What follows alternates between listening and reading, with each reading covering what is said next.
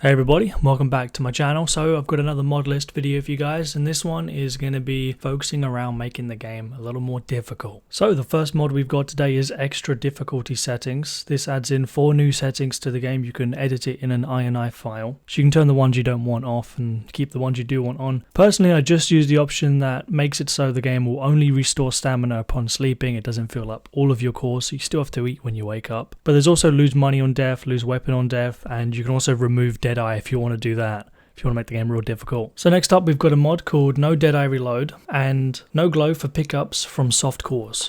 Now Softcores is a mod that it's pretty dated now, but it changes a lot of the mechanics in the game around like combat and stuff. This mod rips my 2 favorite features from that mod. Basically, it's pretty self-explanatory, but it removes the glowing effect around pick-upable items, so you have to manually look for them. The game won't slap you in the face and tell you where everything is. And the No Deadeye Reload makes it so when you go into Deadeye and you don't have any bullets in your gun, or you've only got 3, the game won't automatically reload your gun and put 6 rounds or however many the gun holds. So if you've got 3 shots, then 3 shots is what you're going to have in Deadeye, and you'll have to manually reload afterwards. Absolutely beautiful mod. I've had it in my load order since it came out, and I really recommend it. And next up we have a mod called No Hitmarkers. Very simple mod. It just removes the hit marker from the game. When you shoot someone, you don't get a little red cross every time you kill them. And next we have a mod called Realistic Loot Rebalance. This mod does a few things. So it makes it so if you walk over an NPC's gun, you don't automatically absorb his bullets into your inventory. You have to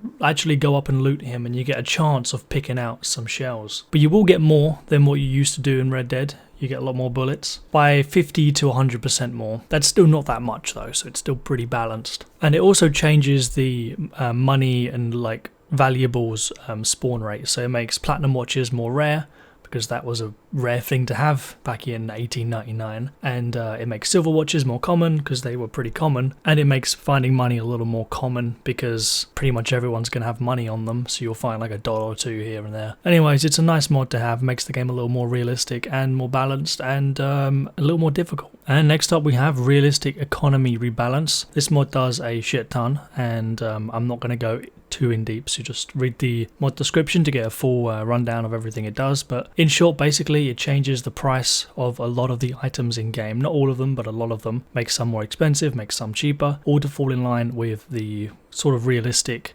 equivalent to what it would have been like in 1899. Now it doesn't make it so $1 in Red Dead equals $1 in real life 1899.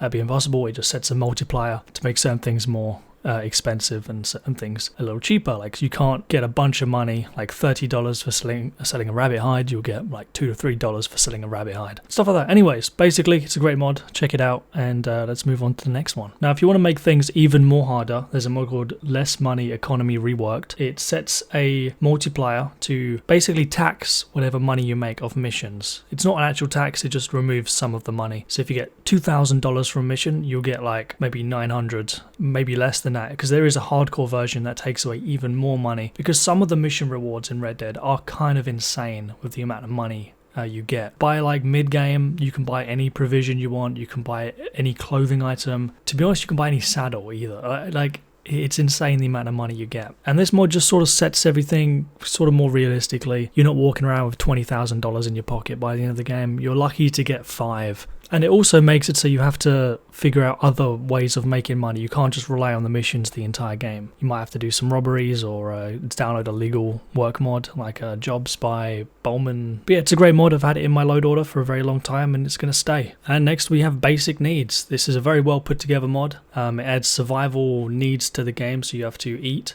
you have to sleep, you have to drink, and you have to piss.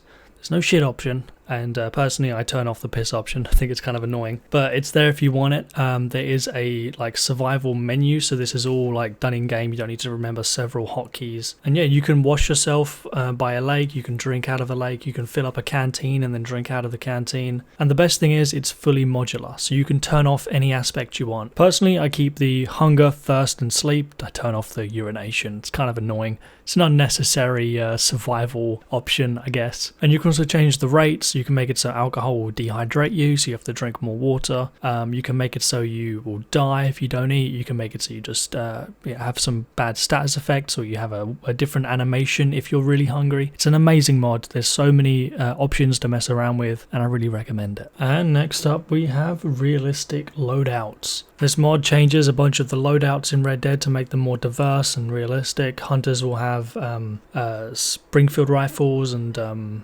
sorry, my cat is making noises at birds. Anyways, it just makes the loadouts of the NPCs a lot more diverse, and you won't see the Colt 45 and the Spencer rifle on every single NPC. And last but not least, we have realistic weapon rebalance. Now, there are two major weapon rebalance mods, 1899 firearms and realistic weapon rebalance. 1899 firearms does a lot more, and it's also a lot more realistic. It changes the names of all of the guns to match their realistic counterparts, and it changes the icons of the bullets, and it adds a lot more bullets to the game, and does a lot of stuff. But it's also very hard to get to work alongside Red Dead Offline and YM's DLC. It is possible, but I've encountered so many issues with it. I cannot get it to work to save my life, so I just go with the realistic weapon rebalance. It's a lot simpler and a lot less bugs. But yeah, so what this mod does is it changes the fire rates, it changes the range, it changes the reload animation length, tries to make it all a lot more realistic according to the real life versions of those guns. I'm not going to go into detail about this, just look at the mod page itself if this looks interesting to you. It does a shit ton of stuff,